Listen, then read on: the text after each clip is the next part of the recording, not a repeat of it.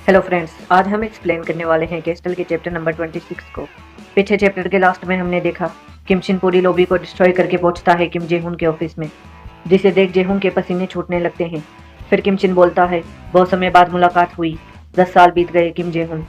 Chapter के start में हम देखते हैं किम शिन को, वो अपनी साइकिल पार्क कर रहा होता है। तभी वो देखता है दो लड़कियां सूही को फोर्स कर रही होती है जे-हुन की बर्थडे पार्टी में जाने के लिए, जहाँ सूही कहती है मुझे अपने घर जाना है, मुझे बहुत सारा काम है।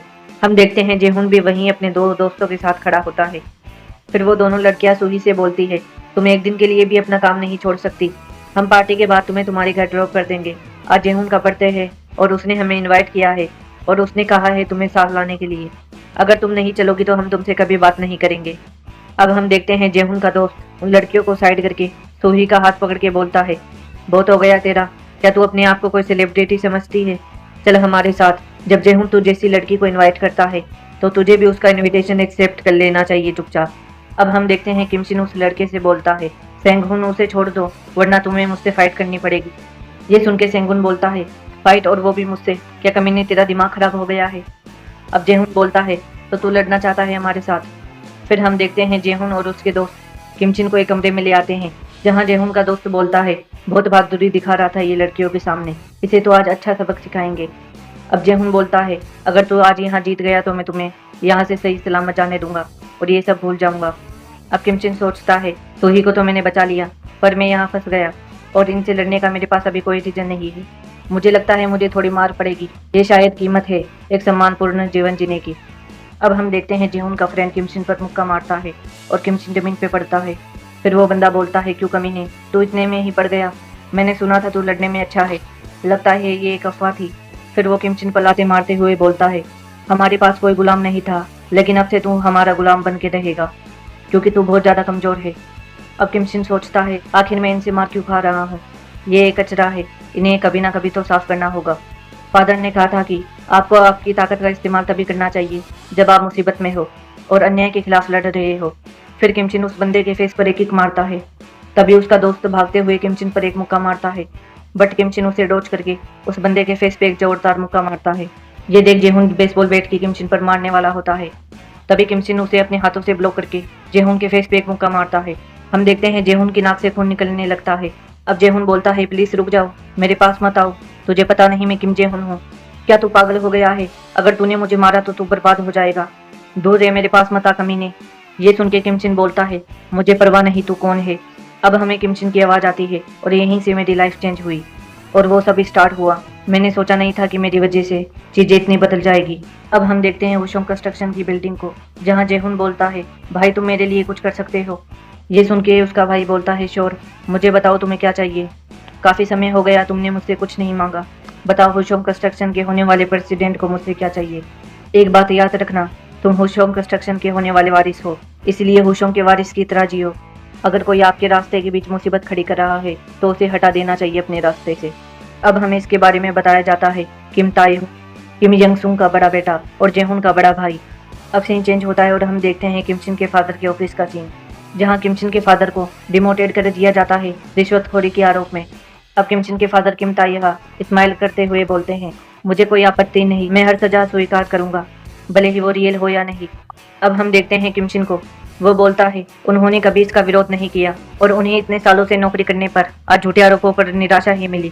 फिर हम देखते हैं क्लास में आता है किम जे-हुन अपने बंदों के साथ और किम शिन के सामने चेयर लगा के बैठ जाता है और बोलता है तू ये क्या कर रहा है। ये सुन के किम शिन बोलता है क्या चाहिए तुझे।